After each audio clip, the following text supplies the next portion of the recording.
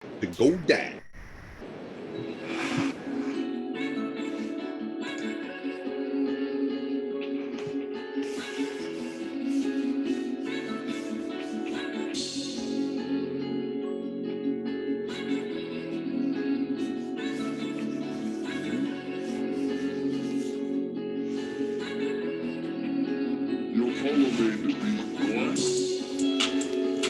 Good evening, everyone, and welcome to the first episode of season 2. She Good People. I'm your host, Kelsey Coop Charles, and with me, as always, we have Antonio Bro Long. Bro Long, how's everything going? Everything lovely, bro. Lovely. Hope everything been good since the last time we spoke. You know, it's been a little while, but life happens. So sometimes you got to deal with the punches and keep on going. That's true. We just pick up where we left off and keep it moving. Hey, as always, what we trying to do is uplift and educate. That's what we doing. That's it. All right. So without further ado, let's go ahead and hop into this thing, man. We got a lot to catch up on, a lot to talk about. Super Bowl's at hand, and neither one of our teams made it, but it's been a good season. Football's been excellent. I'm looking forward to talking about it, man. But as always, we're gonna shout out folks in the community. And I got some that's personal and near and dear to my heart.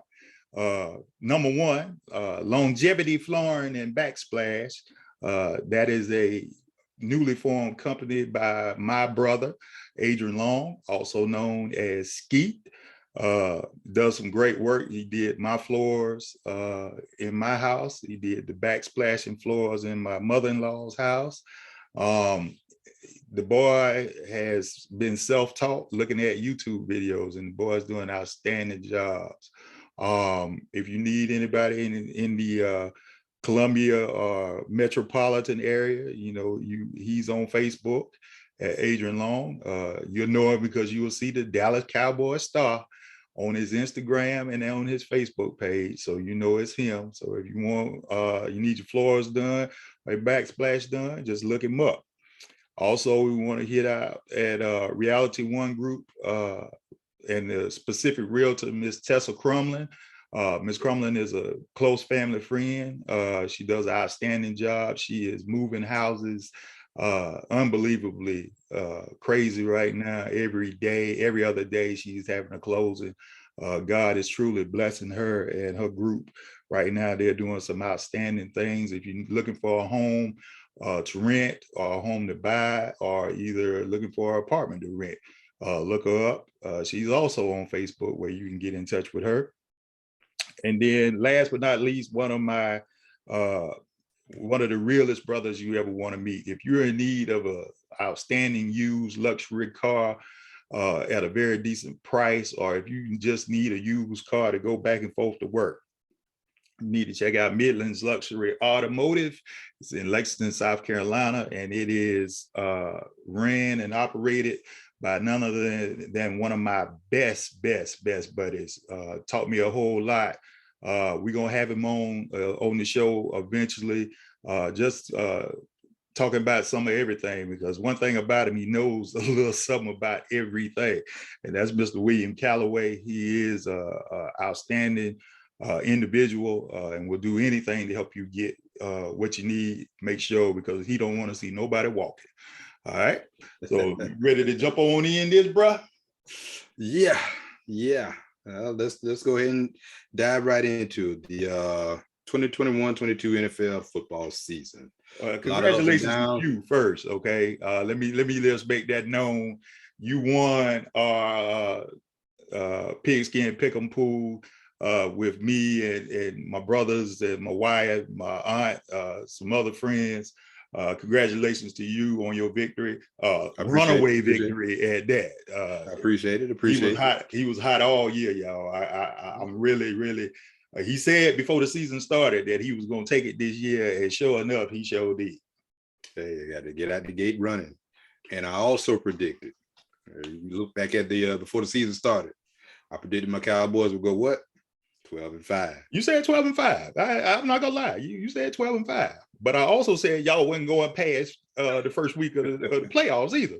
So That's true. So we were both right on that account. Yeah.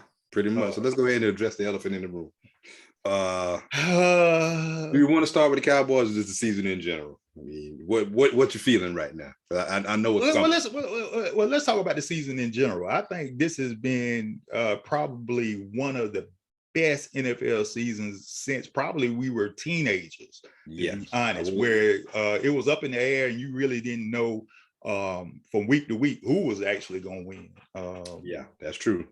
With COVID protocols and people on the list and injuries, the playing field is level. I mean, the NFC East was still trash. I'm going to go ahead and put that out there. So Dallas ran away with it, but they're making some moves now. And maybe the next 2-3 years, I want to say, it won't be next year, but next couple of years, you might see a resurgence.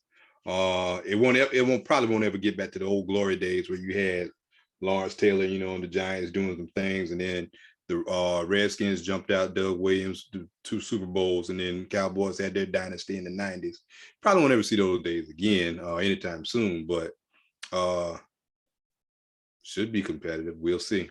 Well, I'm going to be honest. From what I see and how things are shaping up going into the off season, the AFC is lined up for dominance for a while because of the foreseeable future. Yeah. The quarterbacks that are on the AFC teams right now are so young and special. They do some things that's really hard to put your finger on. And I'm a strong proponent, as being a Steeler fan. That's one of the things we got to get right this year coming up, because we can't continue to fall by the wayside. I know it was a happy time for Ben to go out and whatever, but at the same time, I feel like that was one of the things that was holding us back so much is not having a dynamic quarterback. You're not going to win in the NFL without a dynamic quarterback right now. No, that game or that position has truly been revolutionized. I mean, you look at Patrick Mahomes, although I would say that Matthew Stafford was Patrick Mahomes before Patrick Mahomes. He was doing some things with the ball in the earlier years that, had he had the right core around him, he probably would have gone a little bit farther than he did. But, that's not to say. Because I'm gonna say, I think Megatron made Matthew Stafford now. Yeah, I mean, Matthews, he had some games where he had some lapses, but I mean, if you look at the arm talent or what he was able to do, I mean, he could put spin on it just like Mahomes, and he's done that, things like that. So the arm talent, and transitioning to longevity in the game, that's questionable, because I mean, you think about the last 3 games, he threw 7 interceptions before the playoffs. Yeah, so he can get in his own way sometimes, but the arm talent is undeniable. I mean, for everything that Patrick Mahomes has been doing, I mean, you've got people that have the capability to do it before him, but they just hadn't put it together in that package like Mahomes has. But to speak to your point on some of the young quarterbacks in the AFC, you've got Joe Burrow, Joe Cool, you've got Josh Allen, but the one I think sleeper, of course, Trevor Lawrence, but he's in a bad situation right now. He's in a terrible situation. I wish he was with a better team. I wish Byron would have taken that job, but right. That would have really helped develop him. Yeah, I think he's going to continue to struggle because he just doesn't have anything around him, man. And that's one of the drawbacks of being the top pick. I mean, you go into a bad football team, and unless your football team is one of the teams that just had an off year and happened to get the first pick, there are reasons some franchises are just bad franchises, and Jacksonville is just a bad franchise. They never going to get it right, and I hate that they ruining him. The thing I'm hoping for is Deshaun gets his situation settled out in Houston, and somehow something going to happen though. Yeah, Bo, you got to charge the man with something. If you ain't gonna charge him with something, the man need to be playing football, man. And that's another bad franchise, because this was the thing. Deshaun could have played all last year, and you probably would have been in a much better position than what you in right now. So let me ask this question too. I'm gonna play devil's advocate here for a minute. What do you think their motive was with hiring Lovie Smith? Oh, to quiet down the noise about not hiring minorities. That's all that was. They ain't got nothing to do. I mean, because if you're gonna hire, why are you gonna hire somebody that's been out the NFL for 3 or 4 years when Eric Bieniemy is right there, Byron Leftwich is right there, Todd Bowles is right there. You know what I'm saying? Yeah. They've been in the league and they just won Super Bowls. So it's like D'Amico. Yeah, you got some guys out there. You got some talented young black coaches that's in the league right now that you didn't give any kind of shot. And I'll be the first one to say everybody that didn't hire, nobody that I heard of that got a coach, maybe except for the Saints with Dennis Allen, because Dennis Allen is a good defensive coordinator. And it made sense because he was on staff. So that was an elevation. They didn't go out and get somebody else. But nobody else that was hired is making me jump up and down. So you're gonna tell me that Nathaniel Hackett going to Denver, that's gonna make a big difference when you already know it's Aaron Rodgers? Come on, man. It don't work like that. And the only reason he got a job is because his daddy used to be a big time offensive coordinator back in the day. That has nothing to do with it. You know, there is as much as I love football, there's a distinct bias. And the only thing I can say is, you know, my coach is really the prototypical coach of what you need if you want a minority coach. My coach has won. He continues to win. He wins. But we ain't had no business being in the playoffs, honestly. That's true. And he's never had a losing season. Never had a losing season. We seriously had no business being in the playoffs with the offense that we had, with being at the helm, and we still make the playoffs. So that is a testament to the coaching job that Mike Tomlin does. People give him a bad rap, and I think a lot of it comes from the fact that he's black. Because let me ask this question. I'm glad you brought that up. So let's say he's been coaching 15 years now. Never had a losing season. Nope. If he has, let's say for whatever reason, he has 2 losing seasons in the next 5 years.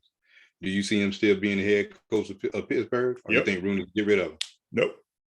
That is the most stable franchise in all of football. We have had 3 coaches in the last 50 years.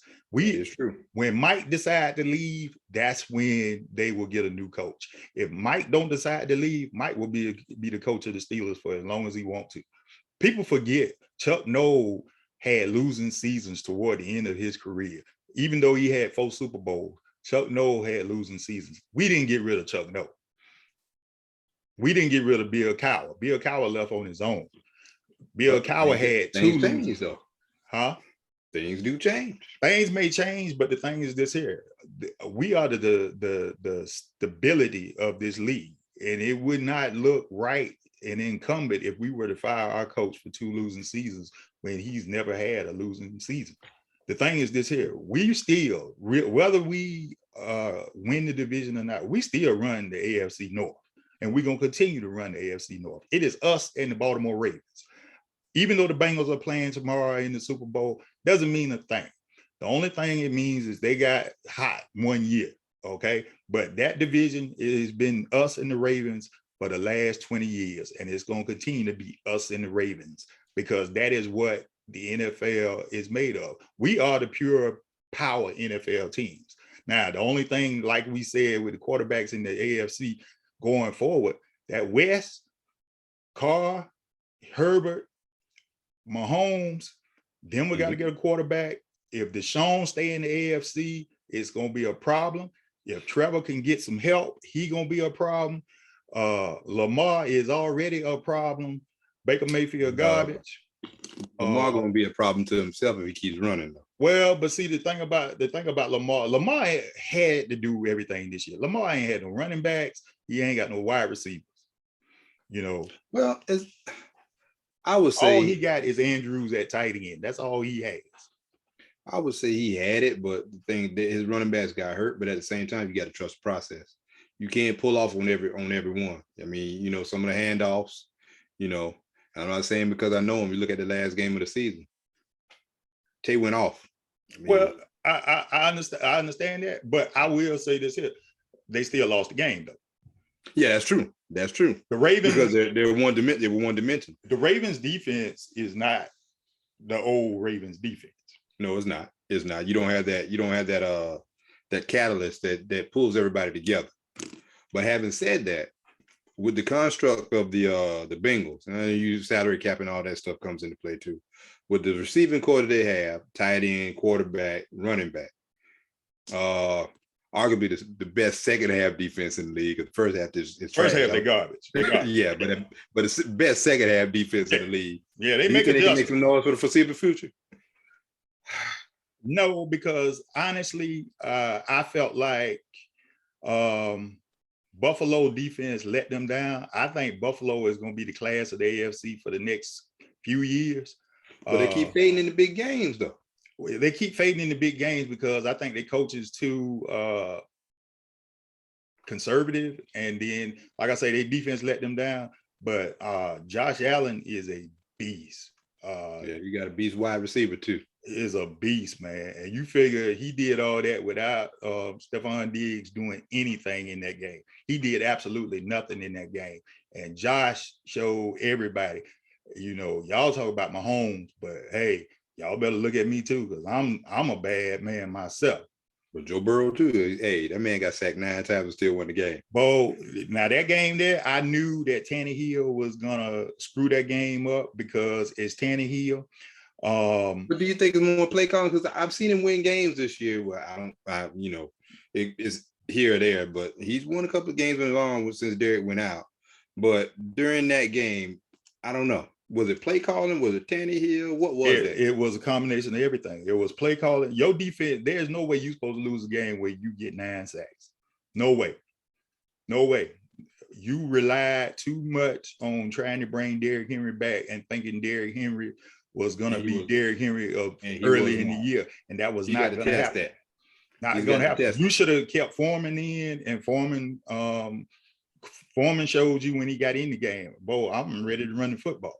They messed that game up. And really, Vrabel got coach of the year, but I don't think he did a great job. And to be honest, I don't think Sean McVay got lucky getting the Rams to the Super Bowl because of the fact he should have lost the Tampa Bay game for sure. Because should have lost San Francisco after that too. He should have lost the San Francisco game. Because really and truly, Jimmy G messed that game up, and Shanahan got conservative. The same thing happened when he was Falcons offensive coordinator and they lost the Super Bowl.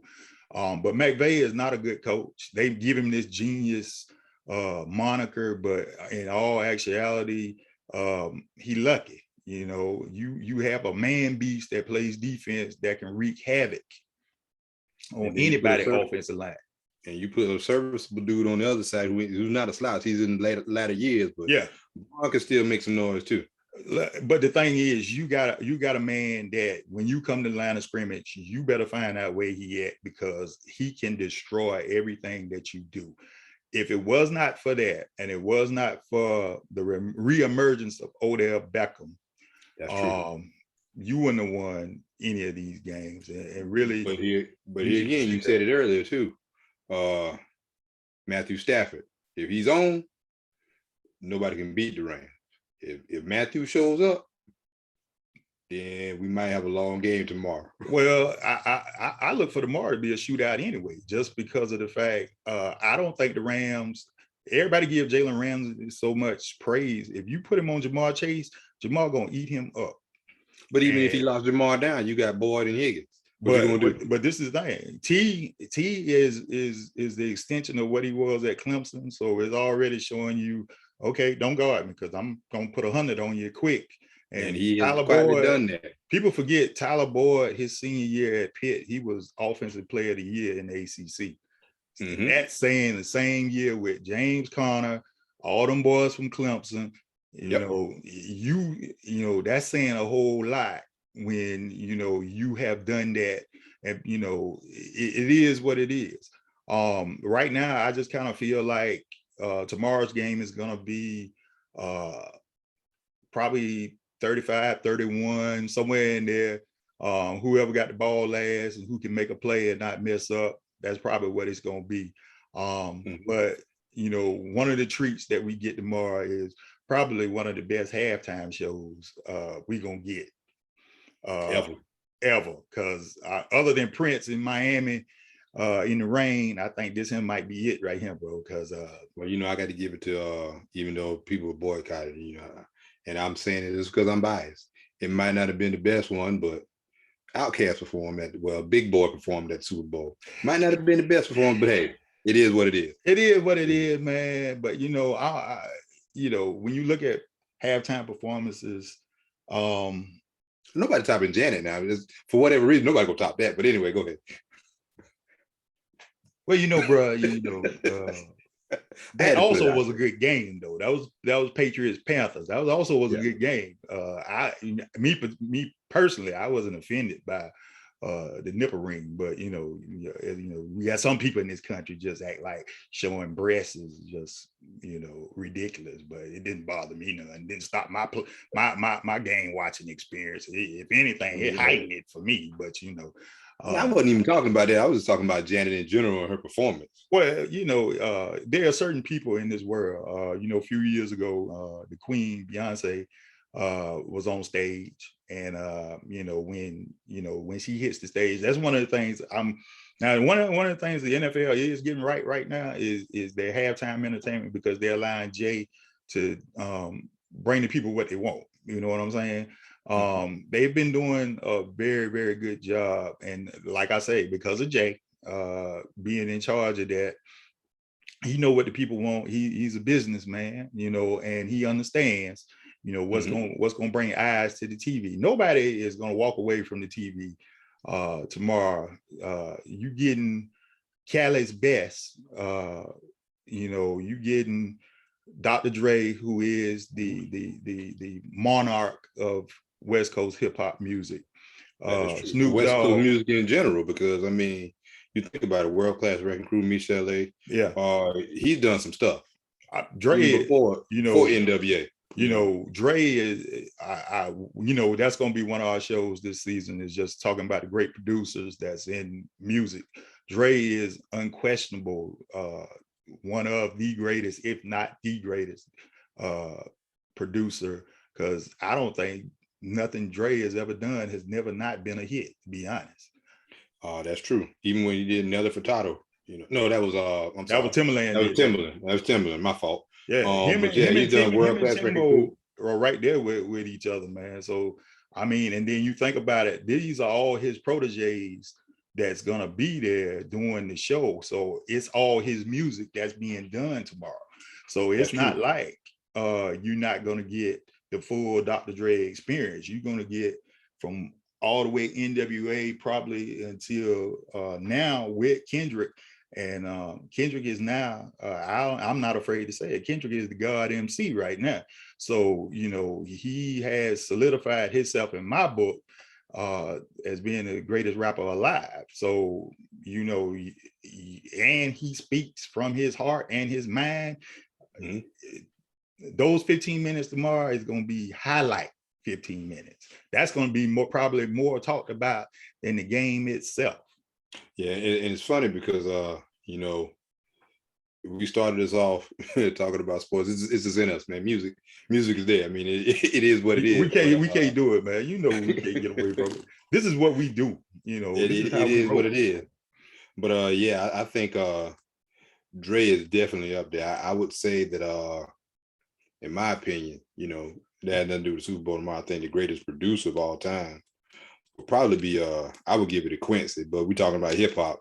It's gonna be it's gonna be Dre. Timberland is right there behind him. But you got to give it to Dre. Well, I'm since you made the comparison and you brought up the great Quincy Jones, Dr. Dre is Quincy Jones. They one in the same, man. It's the ability. If you listen at some of Dre's songs and you listen at the instruments that he brings in to make his songs be where it is, whether it be piano, flute, his beats are always gonna be great. But he brings instruments in to songs, and you like, hold up, why that flute playing right there? And then you realize, man, that's the smoothest sound. It is, because if you actually think about Dre, you have to, if when we get to Dre, seriously, we got to sit down and think about what is the greatest song that he has produced. Because I'm gonna say, beat for beat, the Shiznit is probably his greatest song. Just the beat for the Shiznit on Dog Pound is probably Dre. Every time you hear it, you sit there and you be like, man, the flute, the beat and everything, nobody can really touch that. And I don't care who you are. And then when you got Snoop rhyming over the top of it, that these young people don't realize, they look at Snoop a different way than way we look at Snoop. But you don't realize how talented Snoop is, and Snoop is like, I can flow with anybody. Yeah, because when he first came on the scene, I think I first got introduced, or we probably first got introduced to Snoop, Deep Cover. Yeah. I mean, and when there was a buzz around him from that point on. So everybody want to know, who is this dude? I mean, because his flow was so smooth. When you hear this cat come on, he coming on with a rock god, to be honest, and then you take over the song. I mean, come on, man, you just didn't know who this was, and I go down and saying him along with when DMX first came out, they were probably the two biggest introductions into music from just one song that you ever came across. With DMX, 3-2-1, you like, who this cat, man? And I mean, for you, and you already own a song with legends, certified legends, and you got to sit there and they looking at you like, oh, he finna change the game, which he did. Which he did. So you can't take nothing away from it. But to segue us back to the NFL, I'm looking for a good game tomorrow. I hope everything good. But let's get to the trash talking. Let's get it going right now. Kelsey, go ahead and say it. Go ahead, bring it. Kelsey, how Pat Mahomes run 4 plays in 13 seconds, and y'all couldn't win one in 14 seconds? Please tell me. I just want to know.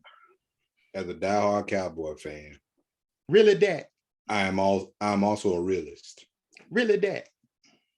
It's the culture. The culture has got to change. Now, don't get me wrong. I mean, the same way with Derrick Henry.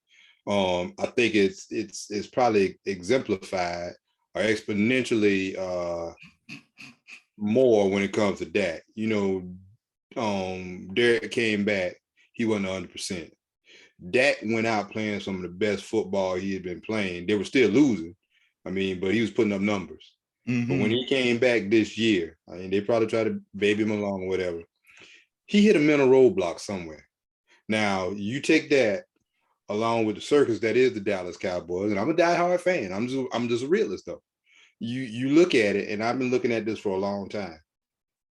Players, they're underachieving with the Cowboys. When they leave, they're going to do great things. You look at Morris Claiborne, Adam Pac-Man Jones, Woozy, who just left, about to play in the Super Bowl, DeMarcus Ware.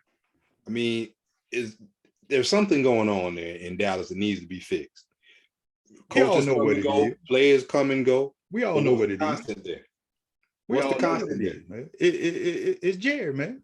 Yeah, Jared. They can't get out of their own way. I mean, the last good thing we had was when Jimmy Johnson stepped down. I mean, don't get me wrong, Barry Switzer won a Super Bowl, but everybody knows that was Jared's team. I mean, Jimmy Johnson's team. Everybody know y'all cheated and paid Neil O'Donnell, because I still ain't seen a Steeler on that side of the field when Larry Brown caught that interception. I don't even want to hear it. That was a paid off game if I ever seen one. O'Donnell was Romo before Romo. Now, let's get back. Well, I'll just say this here, man.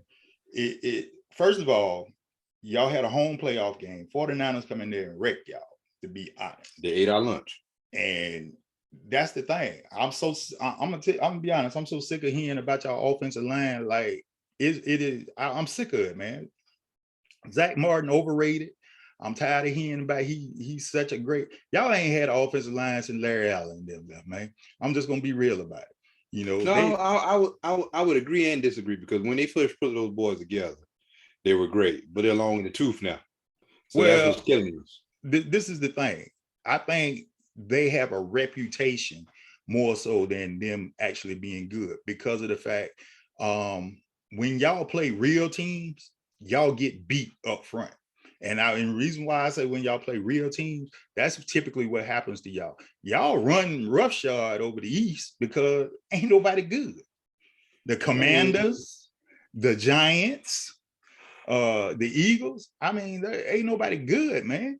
But then when y'all have to play somebody that actually can play, it's ridiculous. And that's one of the things that, and me being a Steeler fan, this is the thing. We beat teams that we shouldn't have business beating, and then we're losing somebody we ain't got no business losing to.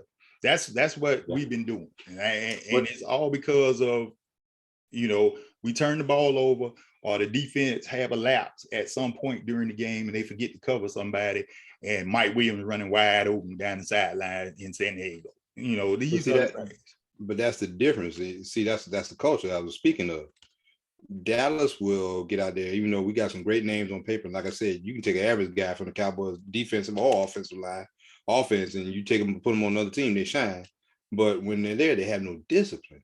You look at all the penalties. They put it on the officiating, but at some point you got to stand up and for what you're doing. And that's the thing that's been bothering me all in recent history. Well, not recent history, for the longest with the Cowboys. I mean, no matter who the coach is, no matter what the personnel is, you keep having these same lapses all the time.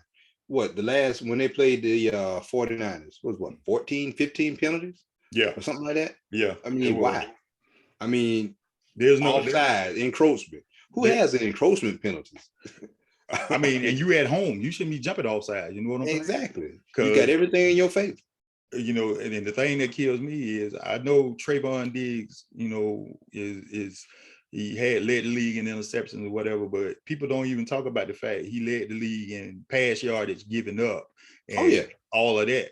You know what I'm saying? And penalties. You know what I'm saying? So it's like, you get the good and the bad with y'all players, man. And I think next year you'll see he won't have the interceptions he had this year, but he also won't have some of the other things going on, like most yards either. I think this year he was a little too aggressive, but I think last year he got burned a lot, but he was right there. Well, not last year, the year before last, he got burned a lot, but he was right there. I was like, man, if he just one step, whatever, but that's all it takes in the NFL. So I think next year you'll see a maturation in him, and whenever his rookie contract's up, I don't expect him to stay in Dallas anyway. That's linebackers. Y'all he'll go someplace else and shine. Y'all gonna lose everybody eventually because of the fact y'all can't pay everybody. So that's the thing. I'll be honest. I think y'all made a mistake offensively. Y'all paid Zeke. Zeke and Dak. Yeah, we shouldn't have paid. Y'all played both of them a lot of money, and they hadn't done anything, man. And ever since Zeke got paid, Zeke don't eat. You know what I'm saying? Nope. So I mean, y'all should have played Pollard a whole lot more. Y'all culture got to change, man. For whatever reason, they don't have faith in Pollard down the stretch either. I don't know why, but you can see when the game's Pollard's never in, and I'm not sure what happens there. But I wouldn't expect him to be back in Dallas next year either. But Gallup, I wouldn't expect him to be there next year. Y'all ain't got no coach. Yes, we do. Who? Jerry. You can't call plays from box, man. I know that, and you know that.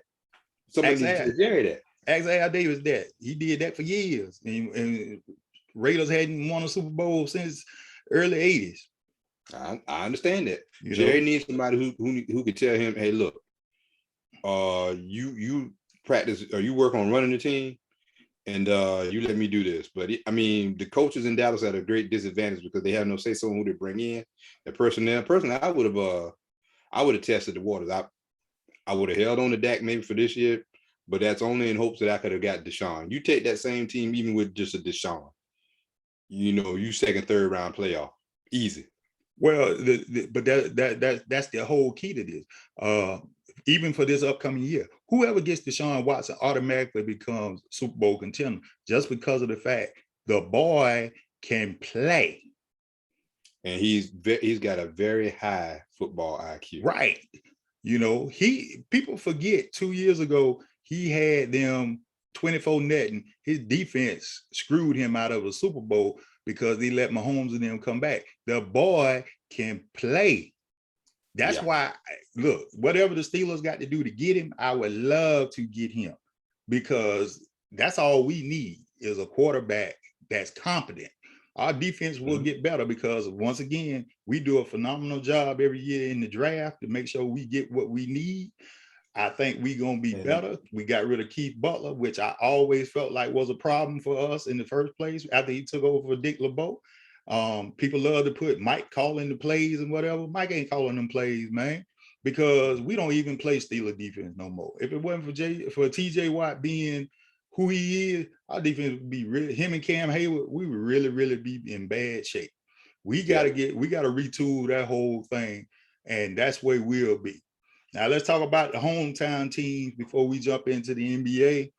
Panthers suck, period. Should have got rid of Matt Rule as a coach. Don't have a quarterback. Got a good defense, but they're going to continue to struggle because of the fact Christian McCaffrey cannot stay healthy, and you don't have nobody to get them wide receivers to football. Nope.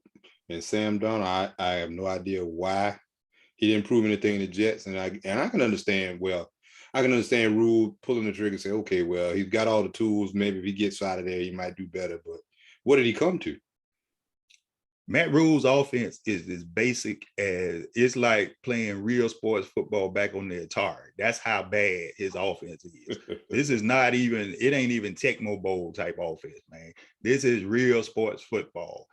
You know, hope somebody be open, throw the ball, and hopefully somebody will catch it. That's for sure. But yeah, that is a good waste of defense. And I think the Panthers and the Falcons fall in the same line with that, because the defense can't get off the field. If you can't get always on the field, even if you do get off the field, you got to go right back out there because your offense is terrible. Your offense is terrible. And the Falcons,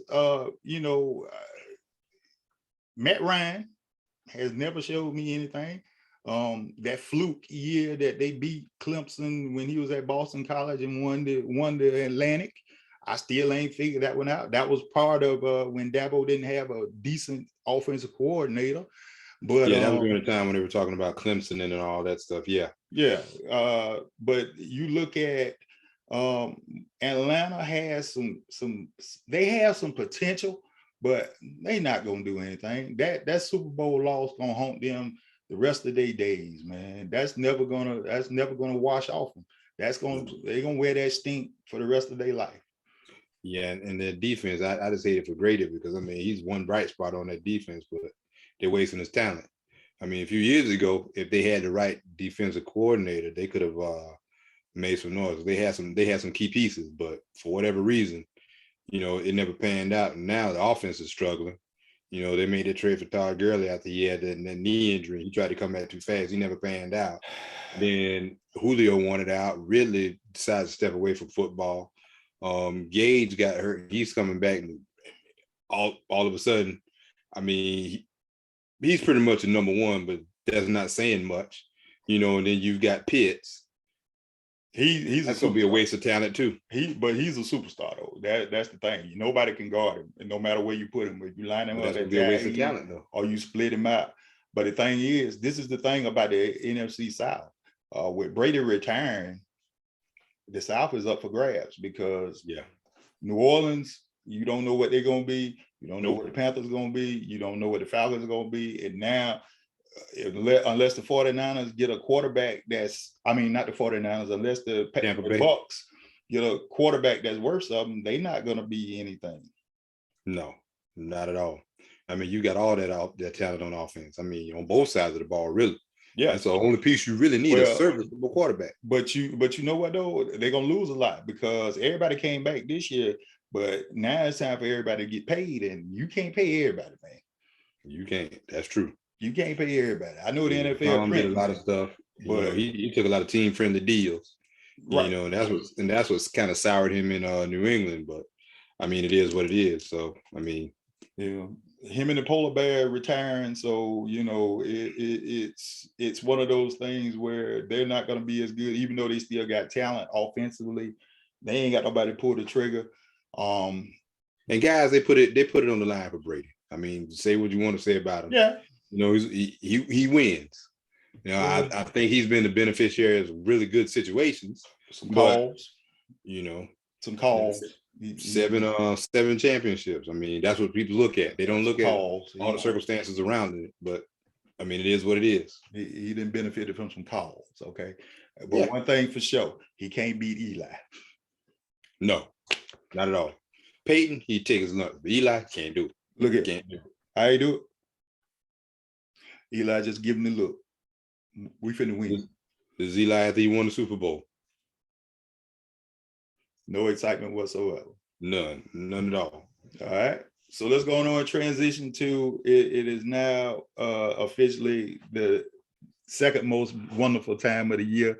And I get to talk trash now. Before we segue all the way into that, I know you said it was gonna be a good game tomorrow, but who you picking? I think the Bengals gonna win. I say that too.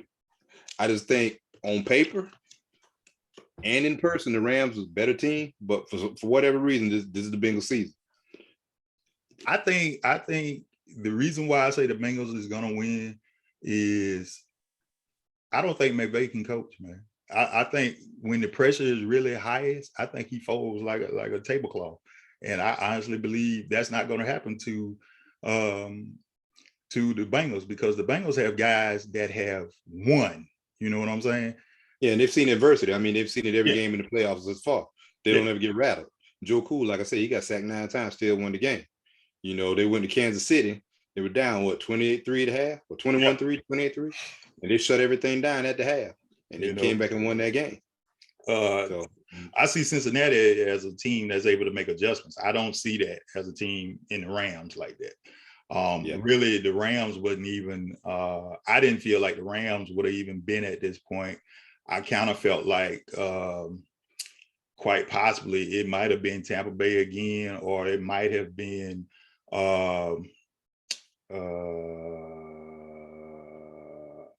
wasn't gonna be y'all. I knew that. Knew it wasn't gonna be y'all. So it was either gonna be Tampa Bay or Green Bay getting to that point. But then after I saw how the Packers stunk up the joint and everything, you know. Well, that's San Francisco defense, you know. Well, and the thing is, if the 49ers would have made it, I wouldn't have been mad at it because 49ers play grown man football. So I wouldn't have been mad at that. And all from South Carolina, even though he played for the other team, hey, give Debo some respect. Put some respect on his name. If the Gamecocks would have gave Debo the ball like they gave him the ball, we might have would have been in trouble. I was like, shit. Trouble. I mean, he running through grown men like it ain't that, man. I'm like, what's going on here? But name it on the map. You know, but the thing about it is, you know, I as much as I respect Aaron Donald, I just, you know, I think he might be one of those greats that don't get the Super Bowl, man. You know, I just see it like that. If you win one, that's great. I'm not pulling against the Bengals, even though they in my division and whatever. And they kind of spanked us twice this year. But you know, what goes around comes around, and don't think for 1 minute we gonna take these 2 whoopings you gave us this year lightly now, because you know, ask Cleveland, because they beat us last year and they couldn't sniff a win this year. So don't get cocky. You know, that's Baker. Well, I'm not gonna say it. Baker Mayfield is garbage.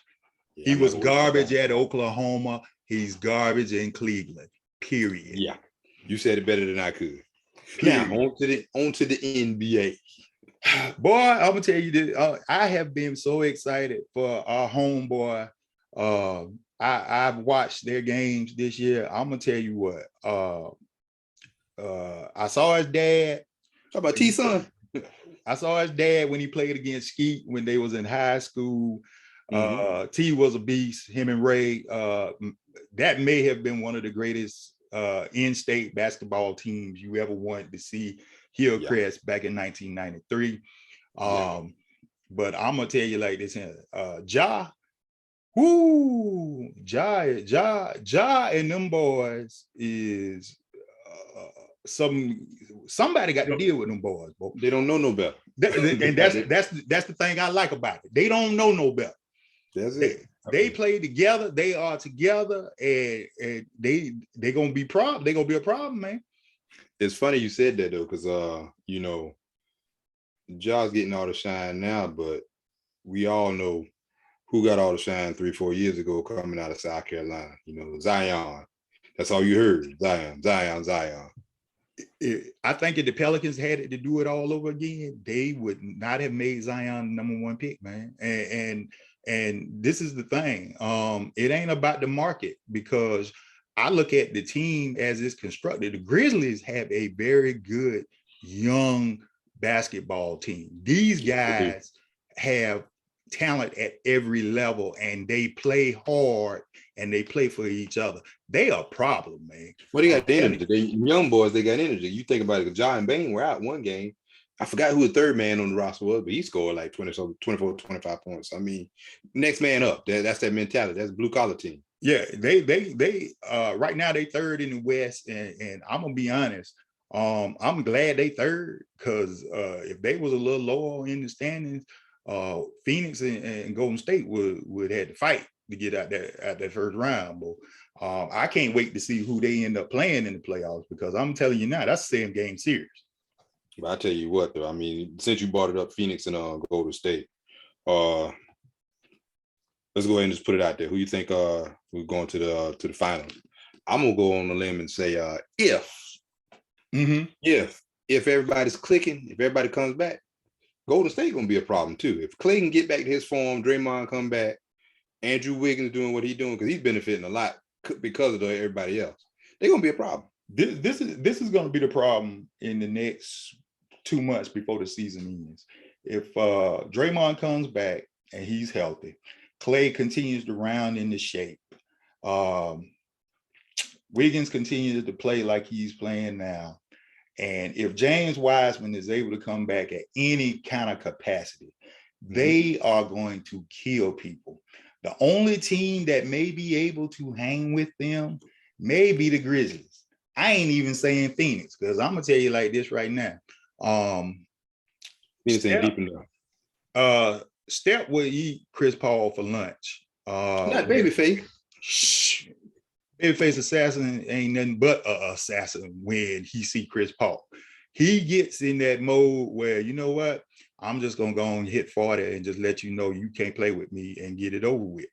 The thing that's missing for them right now is having Draymond there to run the show, Steph having to run the show and shoot and score and everything. So that's why I say if Draymond comes back and he's able to run the show, and if you get Wiseman back for the rebounding, not the scoring, just the rebounding and the defense with Looney, you ain't stopping them.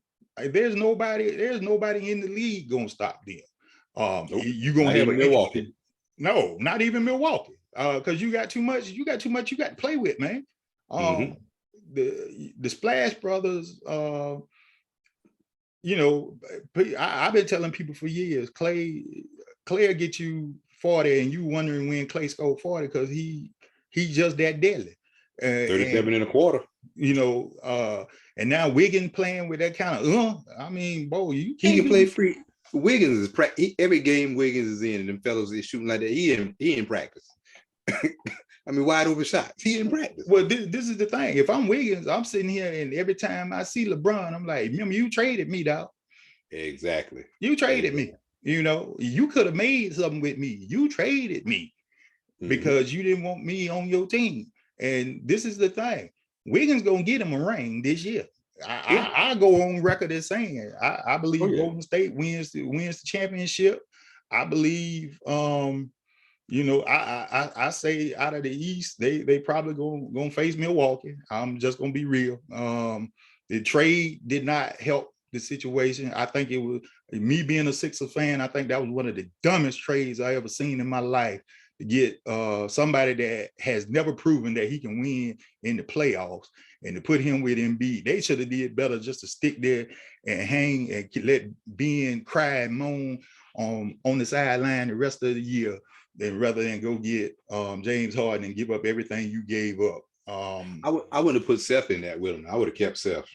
They had to give up something though, man. And see, this is the thing. And I'm gonna be honest. I don't think Doc is a great coach, no way. So I don't think this is gonna work.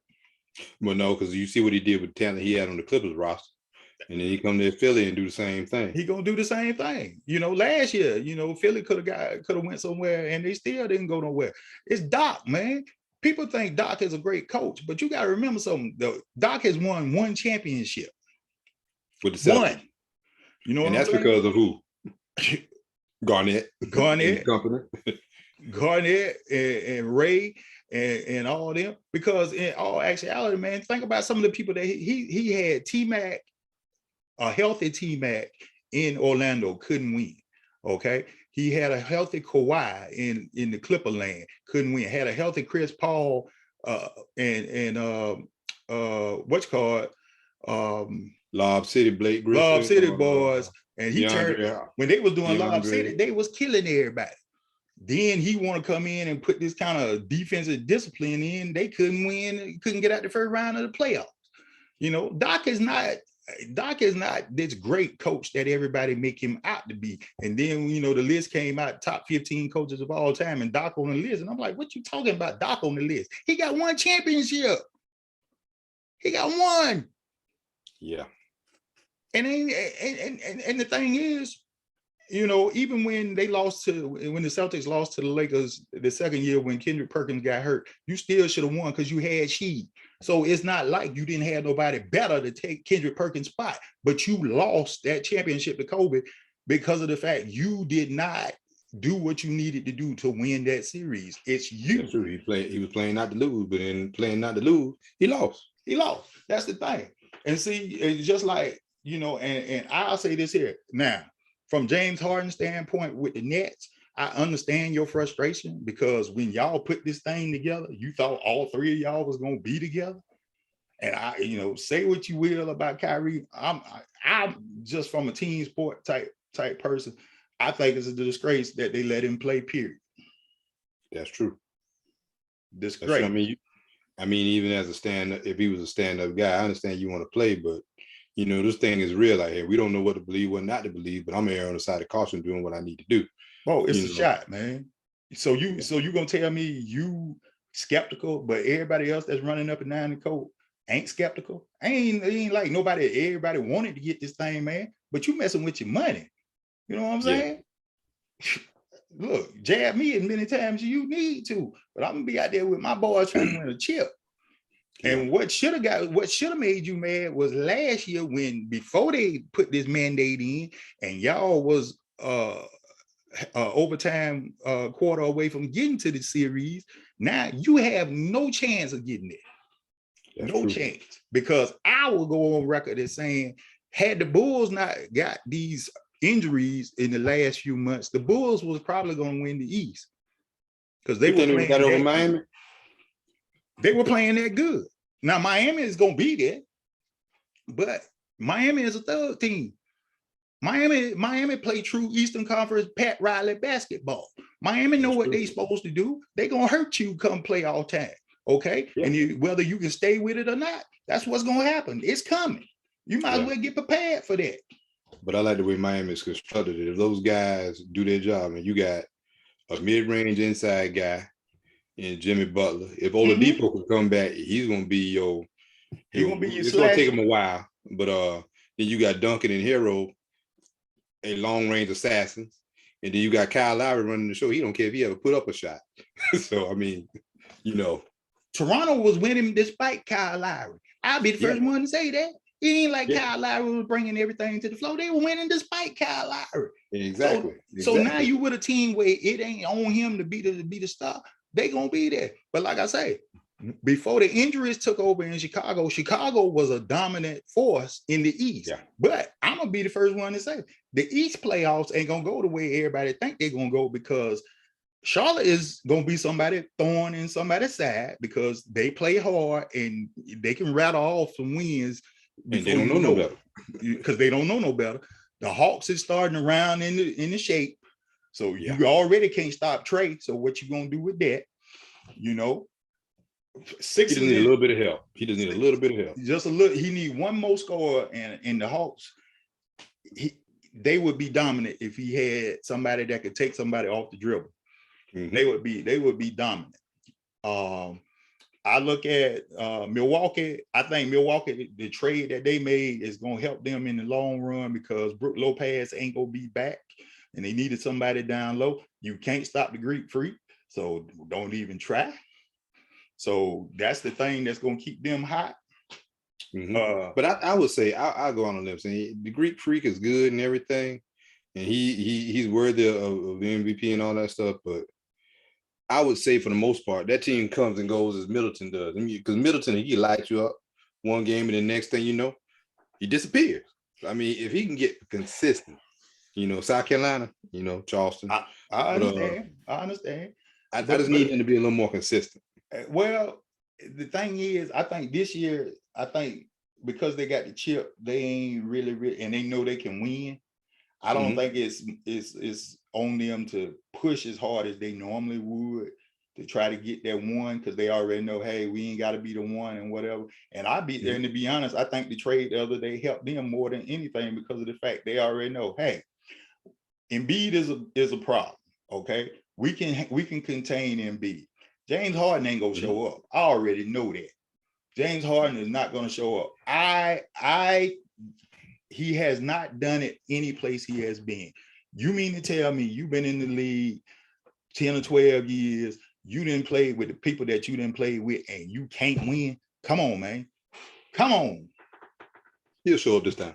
He'll show up. He probably won't win, but he'll show up. He in Philly. He ain't got the temperament because one thing gonna happen, if he come out and he stink up the joint in Philly, they're gonna let you let him know. They're gonna let you know. And they're gonna let you know real quick because you got to remember something.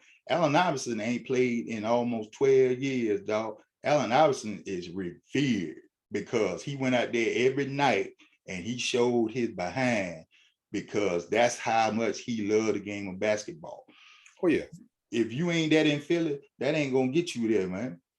Well, that's in any sport in Philly. They don't care. They let you know. You got to be, you can't be no diva in Philly, bro. You got to be hard in Philly. And James Harden ain't got that mentality, bro. Because if things ain't going right and he ain't gonna be able to do what he needs to do, it's gonna be hard for him to come out of there. And I'm telling you now, don't get out the first round and see what happens. It depends on where they land. They might not. Don't get out. If they got to play, if they start out with Miami or start out with Charlotte early, they ain't going nowhere. I'm telling you. If anybody, whoever draw Miami in the first round, they ain't going nowhere. No, they ain't going nowhere. Because you can't play. You're not prepared to play that type of basketball. You know what I'm saying? Not unless you one of them teams out west that can get past that by playing, good team ball. But Eastern Conference basketball, you can't. Nobody can play like that in the East, bro. That's the problem. No. Now let's talk about the trade that didn't happen because it couldn't happen. And I'm gonna lay blame at my favorite person in all the NBA, LeBron. Let me tell you something. You ain't no GM. I knew it was coming. You knew I wasn't going to talk about the NBA and wasn't going to talk about them. Come on now. You know. Street clothes. You jumping on the clothes. Look here, Bo. Let me tell you about street clothes. Street clothes is the biggest waste of 7 foot tall I ever seen in my life. Because you talking about Sean Bradley and Manute Bol too now.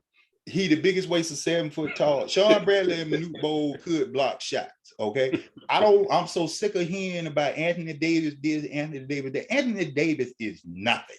Okay. Giannis Antetokounmpo is 100 times better than Anthony Davis.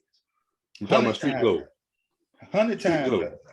This is the thing. And this is the thing about LeBron.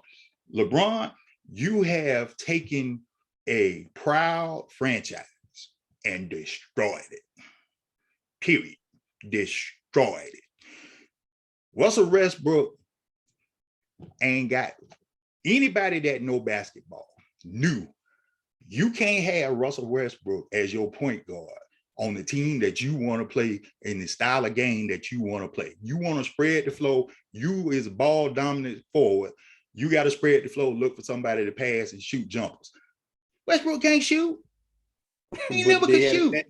They had a chance to get Buddy, man. They wanted Westbrook. He wanted Westbrook. He got talked into this, man. I want to come. I want to be a part of this. And somehow somebody thought automatically that this was going to be a good basketball team. I told you before all of this came down, I said after the season was over with last year, Warriors is going to the playoffs and going to win the championship because of the fact the Warriors had a team. They had everybody that they needed to win the championship. The Lakers got a bunch of names. They can't play together. No, that's a lot of ISO ball. But to the point, though, when you play with LeBron, that's what happens. I mean, you look at Miami. Miami was a fluke because, yeah, LeBron was the perceived leader of that team, but everybody knew that was Wade County. Who won? Who? Yeah, he might have been on the team, but let's be real about this here. You don't win them championships if you ain't got Dwayne Wade. Okay. No, that's true. You don't win them championships. True. Okay. Dwayne Wade, even though he took a step back, Dwayne Wade knew, okay, let me go on and take this over because y'all can't stop me. He knew that. He knew that. Okay. Who you got on that team? Name me one person on the Lakers right now that you can sit there and say, oh man, this is a fellow that can take over a game. I'll wait. We both will wait. Okay, then that's what I'm saying. You know, LeBron never has maximized his total game. The size that you're supposed to be mashing fellas down low. You never wanted to do that. You want to be outside and you want to facilitate. Okay, if that's what you wanted to do, you needed shooters. You needed people that was going to be around you. First of all, you needed somebody that was going to play some defense. When has Russell Westbrook and Carmelo Anthony ever played defense? Not Carmelo.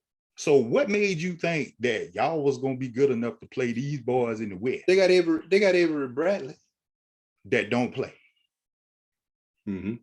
You got an old Trevor Ariza. This ain't young Trevor, young Houston, young first go round with the Lakers Trevor Ariza. Yeah. You know what I'm saying? And you know, and I'm finna say something, and this here is how you know how frustrated I am with them. You making Kobe be like, what the hell? Well, Snoop already said. Kobe already been like, what the hell y'all doing to my franchise? But Snoop let it be known. He had beef with Anthony Davis. Anthony Davis unfollowed him. I mean, it is what it is. Bo, you can't stay healthy for nothing. Yeah, we laugh because Barkley called him street clothes, but is Charles lying? Every time you need Anthony Davis, where he at? He in street clothes. In street clothes. Yeah, that's true. But yeah, because I don't know. Because this is the thing. Okay, you the younger of the two superstars. So if you the younger of the two superstars, shouldn't everything be flowing through you?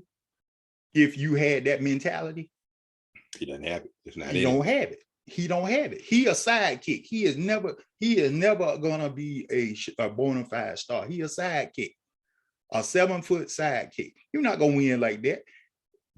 They playing right now, playing the Warriors right now. I don't even know what the score is. They probably be getting the snot beat out of them. Let's see.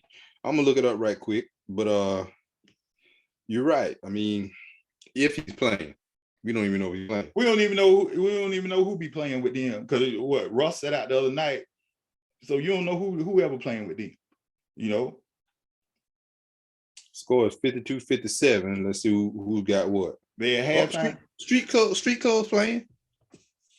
Westbrook got 10, LeBron 15, Anthony Davis 9. And let's see what the Warriors got. Steph's got 11. Kuminga, whatever his name is. Kuminga. He's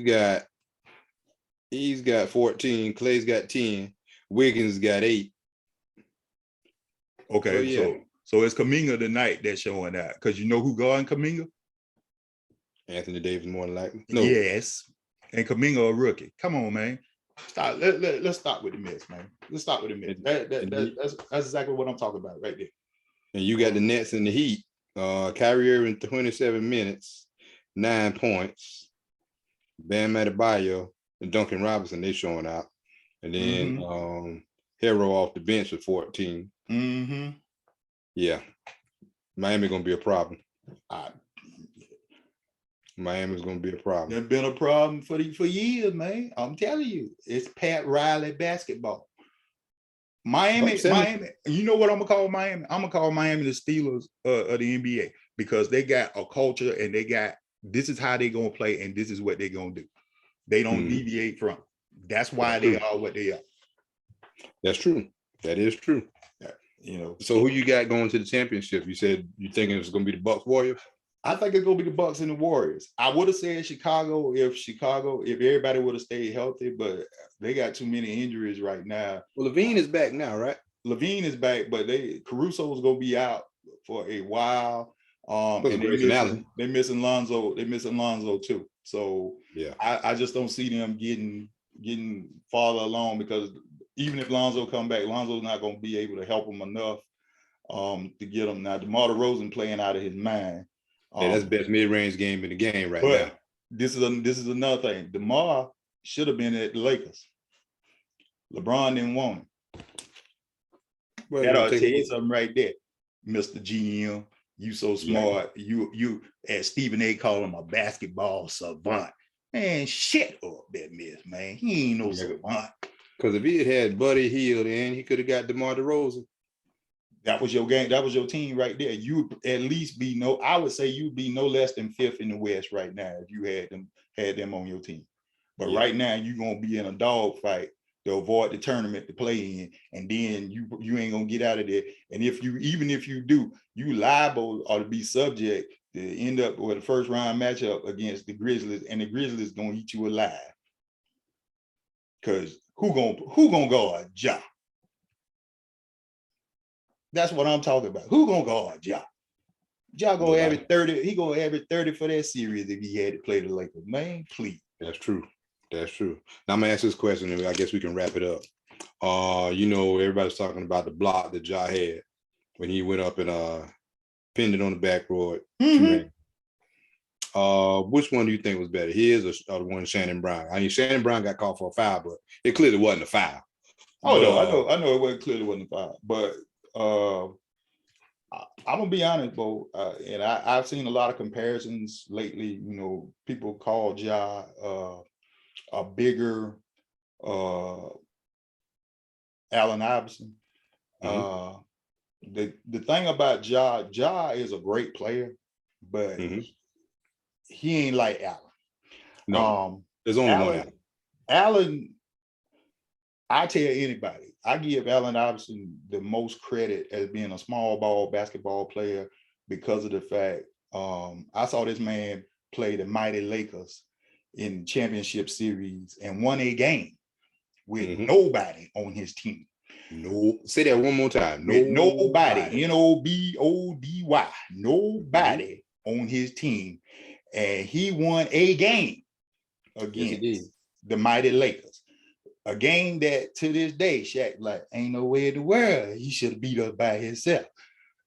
But he did. Yeah, but he did. Now, in comparison, and y'all can say I'm hating or whatever, LeBron got swept by the great Tim Duncan. And they love to say he took that team. That team was not as bad as Iverson 76ers. But they were close. They were close, but they wasn't as bad as Iverson 76ers. At least Iverson had another Hall of Fame. He had Mutombo. Yeah, but you got to look at it like this too now. LeBron did lose to Timmy, but look at what he did to Detroit in the process. But Detroit is the great conundrum for that period, though, because this is the thing. If you actually look at that Pistons team was not great, okay? But they played great together. They played great together, but they were not great, okay? They wasn't even bad boy Pistons great. But then, that's where our bias kicks in too, because you look at at the old Pistons team. You had Lane Beer. Everybody knew their role. You had Lane Beer. You had Dennis, who was probably the smartest one of the smartest basketball players on that team. Oh, yeah. Then you got Joe Dumars, Isaiah. You're not putting a roster together like that. And then, I still have mixed feelings when people say, nowadays these teams are super teams. But you got to realize, everybody had a super team when we were growing up. Everybody. And they were fundamentally sound. Yes, they did it through the draft, but people worked on fundamentals. Even the Trailblazers with Clyde and Terry Porter and all those guys. Super team. The problem was they had to deal with MJ. And then they had to deal with Sean Kemp and them out the West. Look at both. from the late 70s through the early 2000s, everybody had a super team because of the fact, you think about the 83 Sixers that went 4-4-4. Moses Malone, Dr. J, Bobby Jones, Andrew Toney, Mo Cheeks, Caldwell Jones. I mean, bruh, that was a super team. They got one championship. You know why? Who they had to play every year? Had to play Boston, had to play Milwaukee. People forget Milwaukee had a super team. They just couldn't win because you couldn't get past the Sixers and the Celtics. Milwaukee had Sidney Moncrief, Ricky Pierce, Terry Cummings, Jack Sigma. They couldn't win. They would win the Central Division. They had to play Detroit. Yep. They had to play Detroit. That was before Isaiah and them got good. People don't remember when the Knicks was good with Bernard King. Come on, man. Yeah. I remember when the Knicks was nasty with Bernard King. Everybody had a super team. One of the greatest teams to never win a championship is the Sacramento Kings. Super team. You're right about that. Yeah. Had to play Shaq and Kobe Lakers. Super team. Yeah. Even Golden State had a little era when they had a super team back in the day. Run TMC. Tim Hardaway, Mitch Richmond, Chris Mother. Couldn't do nothing with them. Couldn't win a game, though. Couldn't win a game, but Lord, they were going to put 107 on you because that's what they was going to do. But they will give up 171. They're going to give up 171. That was the way they played. You think about it like this here. You got to figure back then, remember when Alex English in Denver, they would always win because you had a super team. You know, you had a dominant team playing all these years. People forget. And the 72-10 Chicago Bulls, who we call the greatest basketball team of all time. Yep. When they won the championship in 97, they beat a 66-win supersonic team. Because of Sean Kemp, a man that nobody wanted no part of, because you couldn't do nothing with him. Couldn't do a thing with him. Olajuwon, nope. Remember, they marched to the championship. He marched through Olajuwon and Karl Malone to get to the ship. And the great Tim Duncan and the Admiral. Come on, man. Yeah, and that was the year I drank that Kool-Aid. I just knew. I knew they had the Bulls number. And that team was loaded and couldn't do nothing with Mike and them, Bo. Nothing. Couldn't do nothing with Mike and them. So all this mess about this team could have did it. No, because this is the thing. That number 23, there wasn't a nothing in this world like it. No. Ain't gonna never be another one. He was driven by different motivation. I mean, losing, he just couldn't stand it. He couldn't stand it. He could look, man, when you know you the baddest man in the world, and you know ain't nobody, you took all them whoopings early on in your career from the Celtics and the Pistons. That ain't did nothing but made you harder and stronger. Then when you start winning, it made you like, okay, ain't nobody gonna take this from me. No, not at all. And so, I mean, that goes back to say, nowadays you got players that stand out above their peers because the talent just isn't there anymore. You look at, I would say probably 2003 is probably the last time, you had a draft class that really had, that was loaded. I agree. I mean, you had some players there, and that was kind of at the end of that physical era. 2003, they got to play with both. They got to play with physicality, and then they got inundated into what we have as our NBA now. A high flying, I call it the Globetrotter League. The long shots, the dunks, and all that stuff. The thing I say about this is the difference between back then and now is back then the teams really, really hated each other. Now everybody cool, but you know, when they get playoff time, they get a little nasty with each other. That's the way. And the team that has that edge, and even though Clay and Steph is pretty boy, they got that edge, man. And the reason why they got that edge is because they dads, man. That's all that is. Yeah, they smile, but they still beat you. I mean, Al Harrington said the best. I think I was watching the I Am Athlete podcast. They said Al said the best. LeBron out here playing with his little brothers. Everybody want to be friends. Like you just said, back in the day, MJ wasn't friends with nobody. I mean, on or off the court. He wasn't. Mike didn't care nothing about you, man. Mike wanted to embarrass you. And now that I've gotten older and listened to Mike talk about stuff, there was only a handful of players that Mike really, really respected back in the day. He respected Dominique because he knew, all right, I can score 40. Dominique gonna score 50. I already know that. You know, he knew what that was. He knew that was a man that had the same kind of mentality. But again, both of them from the great state of North Carolina. You know, you learn that so quick and so quick and fast growing up. But now everybody, you know, is together playing AAU ball, and everybody want to play with their friends. That's why I like when Giannis did what he did last year. You let them know, man, I ain't, you know, that ain't why we here. I'm here to win championship. You know, and I still think Clay and them still got that mentality. You know what I'm saying? Because they wouldn't be where they at right now if they didn't have that mentality. Because you think about it, the core stays together. Draymond, Steph, and Clay. Yeah, they might put a player in here or there. Like Draymond told KD, man, we won before you got here. So I mean, we don't. Well, this is you're an upgrade, but we don't need you. KD ain't gonna win another championship. I'll go on record as saying that right now, because again, go back to the trade. This was now, if he go to Miami, he will. But other than that, no, he's not winning. Pat ain't gonna bring him down there, man. Because he ain't got that dog in him, man. To play for Pat, you got to have that dog in you, bro. You know, that's why I say if Oladipo get healthy, that might be the team. It might be. If he get healthy, that might be the team, because you got to have that dog in you to play for Pat Riley, man. And people don't realize, even though the Lakers was a high flying, flashy team, the Lakers had dogs, man. People, you know, we talk about Magic and Kareem, but you don't win no championships without Big Game James, bro. Smoothest fella in the game. Big Game James had 25, and you like, oh, where you get 25 from? You know, he was fundamental though. He was fundamental, right?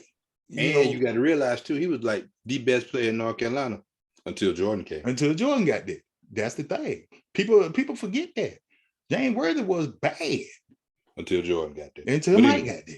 You know, like Mike said, shoot, James was the baddest man on campus for about 2 weeks, and then Mike took over, and everybody knew it. Yeah, everybody knew it. And James ain't never said a cross word about it either. Because you know why? Because James could do this number here. I got 3, bro. That's all he worried about. I got 3. That's but see, you got some people that come out their mouth, and it pisses me off when they do it. You know, putting LeBron in that kind of rarefied air. LeBron wouldn't even start on the all-time Lakers, man. Wouldn't even start. Because you don't know your history, and you won't dig and see.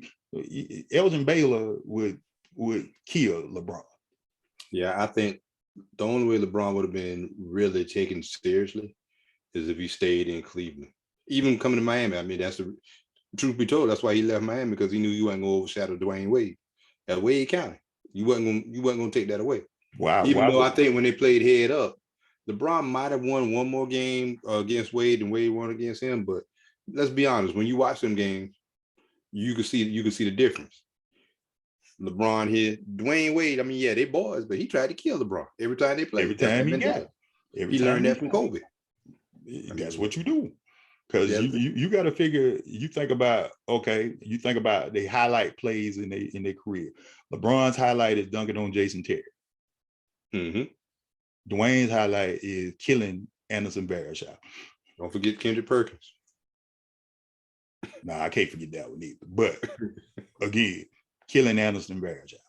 Yeah, and then I mean, even though he lost to the Celtics by himself, them boys respected him.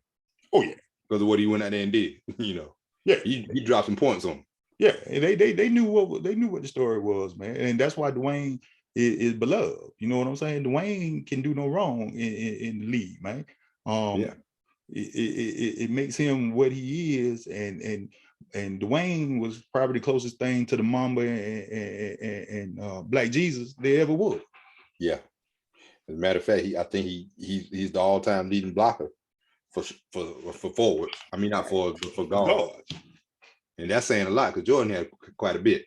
Yeah, like I say, you know, and see when you get good names like the Mamba and Black Jesus, see that, you know, that lets you know you playing in rarefied air, not the king. You was anointed the king. Ain't nobody give you that name. Yeah, you was anointed. You know, the Mamba, yeah. Black Jesus, yeah, we see that all day long. Yeah, and the Boston Strangler, we see that. Yeah. And earlier years, Flash, but Flash knees gave. If he didn't have them bad knees, man. Well, I mean, he did too much, man. But you know, he had to. But I respect his championships. That's the thing, you know. Yeah. And because I respect his championships, I take nothing away from him because, you know, the thing that's never gonna come down on him is he lost the dirt. You know what I'm saying? Yeah. Never gonna come down on him. Even though he was a part of that team, it's always gonna be LeBron. You lost the dirt, bro. In the last game, LeBron scored 8 points. That's what I'm saying. You lost the dirt. It wasn't Dwayne. Because if Dwayne would have went on and took over that series like he should have, you have another ring. Yeah, they probably still would have had 3 because when they beat the Spurs, they weren't supposed to do that. But anyway, that was all the homeboy. You know, that was that fella from Dallas. If you wouldn't hit that shot, so they should have won 3 together. They should have. Yeah, there's no way they had no business losing to what's it called. They did what they were supposed to do against the Thunder. Yeah, and yeah, you're right. Yeah, and Kawhi beat him by himself, so you know, it is what it is. That was what a broken down Tim Duncan, man. That wasn't the Timmy that we knew and understood. Just throwing the ball. I mean, the European too. Now he was there. Ginobili, he's probably about the second slowest man in the league. But Paul Pierce was the slower. But Ginobili was the second slowest. You couldn't stop that. But see, when the Frenchman wasn't there like he had been. You know, when the Frenchman was on his game, you couldn't beat the Spurs when the Frenchman was on his game, man. But even Tony Parker, you still got to account for him though. He can still hurt you. I know, but you know, you remember them first chips with Tony Parker, Bo. You know him, and he was killing people, Bo. Well-oiled machine. And see, that's the thing. Even in Miami, the 2 that they won off pure talent because, you know, there was a lot of standing around when LeBron got his hands on the ball. It's like now, it's still a lot of standing around. There was a lot of standing around in Cleveland too. Bo, what didn't change, man? Ain't nothing changed. It's the same game. That's why I love the way the Warriors play. I love the way the Suns play. I love the way the Bucks play. Yeah, Giannis might be at the top of the key, but this is the thing. Giannis finna take the ball from the top of the key and he finna go to the hole. Okay? In 2 steps. Yep. And you can't do nothing about it. Only other fella I see could get where he wanted to like that was Elijah Wan and Shaq. Mm-hmm. Yep. That's it. The question was, what you gonna do to stop me? Nothing. I'm gonna fire you. I'm gonna fire you, but it probably ain't gonna do nothing either. No.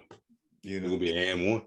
That's what it's gonna be. So I'm looking forward to getting the NBA down to where we are, and then we look at where we're gonna be moving forward. But I'm glad to be back, season 2. Oh yeah, definitely. We moving as always, man. We this is therapeutic. I know we talk a lot of trash, we talk a lot of whatever, but this is therapeutic. It's always good. Okay, definitely. You know, we'll hit back up next weekend, man. After we got to do a Super Bowl recap because we'll do a Super Bowl recap. If nothing else, we got to do a halftime recap. If nothing else, because you know. Oh yeah, definitely. Because if I see a Impala come out there on that field, it's gonna be over with, bro. Oh, you know what's coming. All I want to see is Mary dance. That's all I want to see. Oh, you know Mary she gonna do the Mary shake, bro. You know that. That's all I want to see. And she gonna get it because you know it's Mary J. Blige. Now, if Dre brings some other surprises out there, now if I see Cube come out there, yo Trey, I got something to say. It's coming. It's coming. They got to do it. They got to do it. You got to do that one, man. I don't know how you gonna clean it up, but Dre, I got to get the button ready. Hey, Just matter of fact, ready. That's all you bring Cube and Junior out there and let them do it. Yeah, definitely. Just go ahead and get the button ready. Yeah, there's gonna be some censoring. It's gonna have to be, because I already know if them two show up out there, it's all over. Because it's got to be some surprises, man. But that's what everybody want to see. That's what everybody want to see. Yeah, and I don't care if you got to do holograms, Easy and Tupac. Get them out there, man. Shoot. Let's have this California thing going right. Got to do it right. That's the only way. All right, brother. Well, we're gonna wrap this show up. Hope everybody enjoyed it. Definitely. We back. I know it's been a long hiatus, but we back and we're gonna be better than ever. Most definitely. And until next time, hey, it's all love, man. Ain't it though? It's all love. We're gonna let y'all ride out. Our musical director, DJ Young Polo. Y'all enjoy your week coming up. Enjoy the game tomorrow.